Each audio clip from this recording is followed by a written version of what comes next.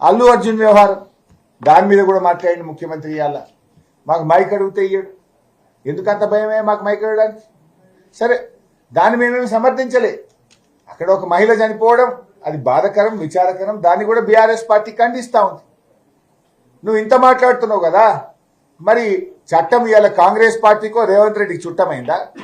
నీ సొంత ఊరు కొండారెడ్డిపల్లిలో సాయిరెడ్డి అని మాజీ సర్పంచ్ నీ తమ్ముళ్ళ వల్లనే ఆత్మహత్య చేసుకుంటున్నా, నీ తమ్ముళ్ళ వేధింపుల వల్ల చనిపోతున్నా అని సూసైడ్ లెటర్ రాస్తే నీ తమ్ముడిని ఎందుకు అరెస్ట్ చేయవని నేను అడుగుతా ఉన్నా. నీ తమ్ముడికో రూలు, ప్రజలకో రూల్ ఉంటుందా? నీ తమ్ముడిని ఎందుకు అరెస్ట్ చేయలేను? నీ తమ్ముడి విషయంలో కాంగ్రెస్ పార్టీకి నీ తమ్ముడికి నువ్వు ముఖ్యమంత్రి ఉన్నావు కనుక చట్టం చుట్టమైందా?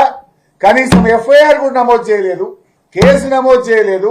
వాళ్ళను బెదిరించి భయభ్రాంతులకు గురి చేసినావు కదా. నువ్వు ఏదో బాగా ప్రేమ ఉన్నట్టు మాట్లాడుతుండు. మరి ఒక గిరిజన విద్యార్థి వాంకిడి హాస్టల్లో నీ ప్రభుత్వం అన్నం పెట్ట చేత కాకపోతే విషాహారం తిని శైలజ అనే అమ్మాయి 10-12 రోజులు నిమ్స్ ఆసుపత్రిలో చావుతో కొట్టుమిట్టాడి పోరాడి శ్వాస విడిచింది. మరి ఆ శైలజను పరామర్శించడానికి రేవంత్ రెడ్డికి ఒక్క నిమిషం టైం దొరకలేదా? నీ మంత్రులకు ఒక్క నిమిషం టైం దొరకలేదా? చివరికి అమ్మాయి చనిపోతే అంత్యక్రియలకు కూడా వెళ్లకుండా మా ఎమ్మెల్యే గారు కోవా లక్ష్మి గారిని అర్ధరాత్రి 12 గంటలకు అరెస్ట్ చేసినావు కదా రేవంత్ రెడ్డి. ఇదా నీ ప్రజాపాలన?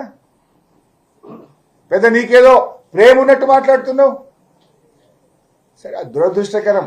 ఆ సంఘటన ఎవరు చనిపోవాలని కోరుకోం, కానీ ప్రేమ అందరి మీద ఉండాలి కదా. నీకు అవసరమైతే ప్రేమ, లేకపోతే విషమా? శైలజని ఎందుకు నువ్వు పరామర్శించలే? శైలజ కుటుంబాన్ని నువ్వు ఎందుకు ఆదుకోలేదు?